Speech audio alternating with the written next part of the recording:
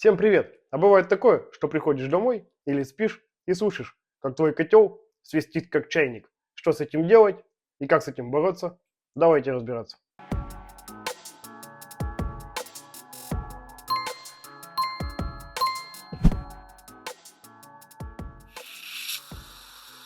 Бывает это связано с трехходовым клапаном, но он обычно у нас дребезжит.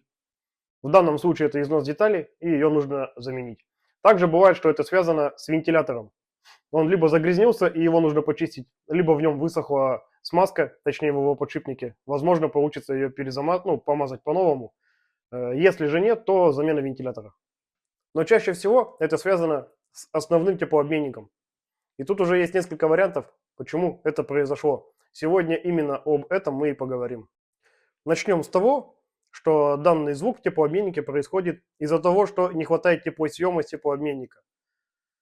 В нем начинается перегрев, вода начинает закипать, выделяются газы, давление поднимается, и дальше эта смесь теплоносителя с пузыриками газа начинает выходить из теплообменника, но отверстия, допустим, не такие уж и большие, и он начинает свистеть.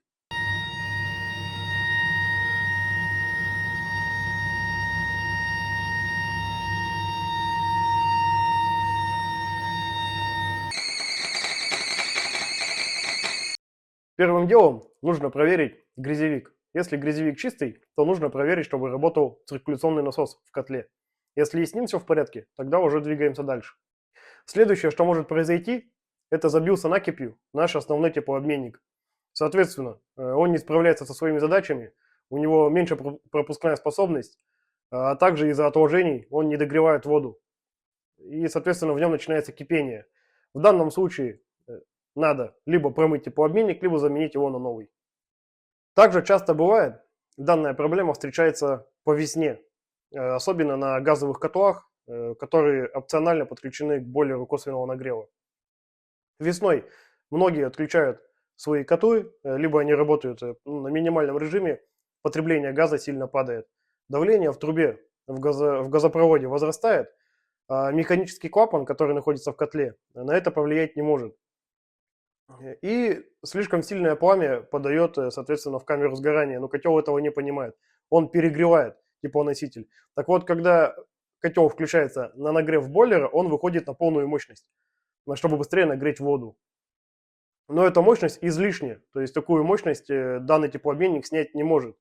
И опять же начинается закипание и происходит тот же самый свист.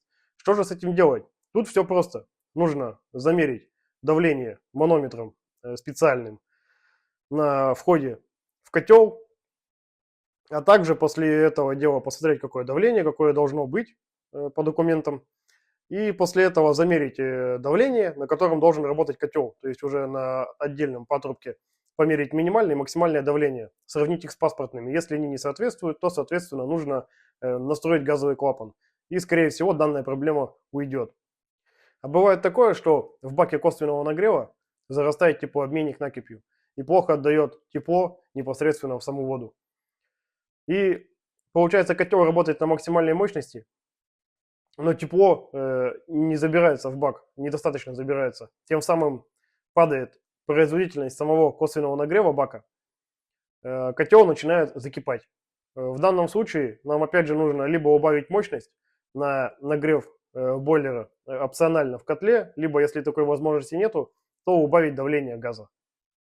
Был интересный случай на объекте, установили бойлер косвенного нагрева, подключили к нему котел электрический, и когда мы включали нагрев бойлера, у нас бойлер начинал гудеть. Из-за того, что труба гофрированная, теплоноситель в ней завихрялся и создавал гул. Вышли из ситуации, поддавив подачу на бойлере балансировочным краном. Это, конечно, не все возможные издаваемые звуки котлом. Есть и разные другие случаи. Допустим, он бывает свистит с дымохода, когда дымоход собран неправильно, либо он где-то прогнил и начинает свистеть. А какие были у вас случаи? Делитесь в комментариях, либо если остались вопросы, спрашивайте, обсудим. Ну и всем спасибо, что просмотрели этот видеоролик. Всем всего самого хорошего и пока-пока.